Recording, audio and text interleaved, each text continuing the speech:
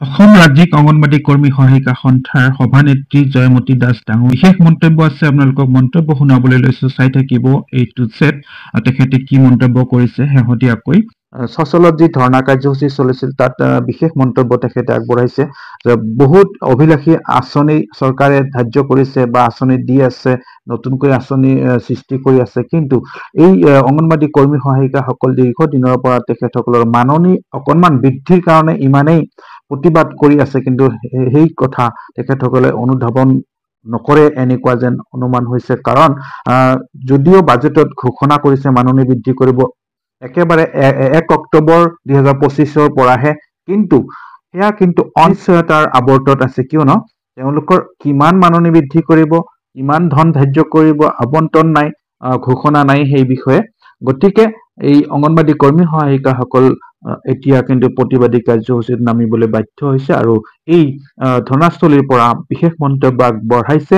সভানেত্ৰীগৰাকী চাওক বিশেষ মন্তব্য যদি আপুনি চেনেলটোত প্ৰথম হৈ আছে তেন্তে সাবস্ক্ৰাইব এটা কৰি দিবলৈ পাহৰি নাযাব লাখপতি হাজাৰপতি অৰুণোদয় কোনে পায় দিনটো ঘৰত আহিব নোৱাৰে এতিয়া আমি ৰক্তহীনতাৰ গান গাওঁ অৰুণোদয়ৰ পৰা আদি কৰি অমৃত বৃক্ষ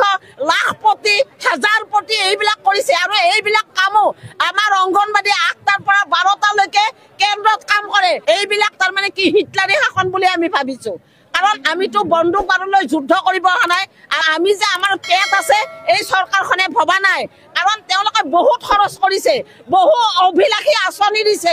এইখন স্থলীত আন্দোলনস্থলীত মেক্সিমাম অংগনবাদী কৰ্মী সহায়িকাই ৰক্তহীনতাত ভুগি আছে যি অংগনবাদীয়ে ৰাইজৰ সেৱাৰ কাৰণে জীৱন উচৰ্গা দিছে সেই অংগনবাদী কেতিয়া এইখন চৰকাৰে চিনি পাব অংগনবাদী কৰ্মী আৰু সহায়িকাসকলে অতি আশাৰে বাট চাই আছিল কিন্তু যোৱা 10 তাৰিখে যেটো বাজেট ঘোষণা কৰিলে বাজেটৰ ধন আবণ্টন কৰা নাই কিন্তু অক্টোবৰৰ 1 তাৰিখৰ পৰা আমাৰ হেনো মাননি বৃদ্ধি কৰিব কিমান দিব কি কথা হেতু ধন আবণ্টন কৰা নাই উপায়ন্তৰ হয় আমাৰ অংগনবাদীৰ এটা সজাতি দল 11 তাৰিখে সঞ্চালকৰ ওচৰত গৈছে বিভাগীয় সঞ্চালকে কৈছে আপোনালোকক দিবতো আৰে দিব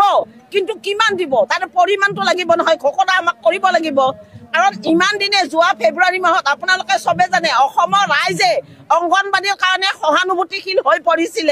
কিন্তু এইখন চৰকাৰে হোৱা নাই অংগনবাদী সকলক কাম কৰা যন্ত্ৰ কৰিছে কিন্তু অংগনবাদী সকলৰ যে এটা পেট আছে এটা পৰিয়াল আছে এইখন চৰকাৰে বিবেচনা নকৰে সেই কাৰণে উপায়ন্তৰ হৈ আমাৰ যেহেতু পৰিমাণ কোৱা নাই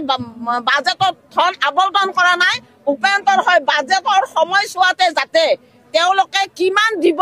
এইটো ঘোষণা বিচাৰি আজি ইয়াত আন্দোলন অনুষ্ঠিত কৰাৰ পিছত অসমৰ বিভিন্ন জিলাত প্ৰশাসনৰ মানুহে মানে পুলিচে কি কৰিছে আমাৰ অংগনবাদী কৰ্মী সহায়িকাসকলক বাছে বাছে ঘূৰাই দি খেদাইছে আৰু থানাত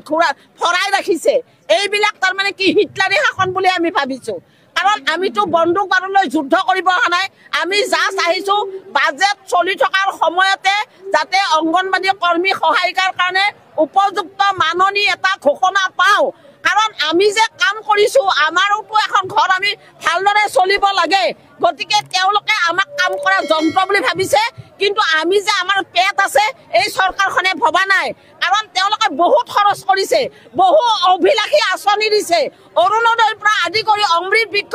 লাখপতি হাজাৰপতি এইবিলাক কৰিছে আৰু এইবিলাক কামো আমাৰ অংগনবাদী 8টাৰ পৰা 12টালৈকে কেন্দ্ৰত কাম কৰে তাৰ পিছত ফিল্ডত ওলাব লগা হয় লাখপতি হাজাৰপতি অৰুণোদয় কোনে পায় দিনটো ঘৰত আহিব নোৱাৰে এতিয়া আমি ৰক্তহীনতাৰ গান গাওঁ কোনে ৰক্তহীনতাত ভুগিছে আমি দিহা পৰামৰ্শ দিওঁ কোনে পুষ্টিহীনতাত ভুগিছে আমি দিহা পৰামৰ্শ দিওঁ আপোনালোকে চাওক আজিৰ এইখন স্থলীত আন্দোলনস্থলীত মেক্সিমাম অংগনবাদী কৰ্মী সহায়িকাই ৰক্তহীনতাত ভুগি আছে কিহৰ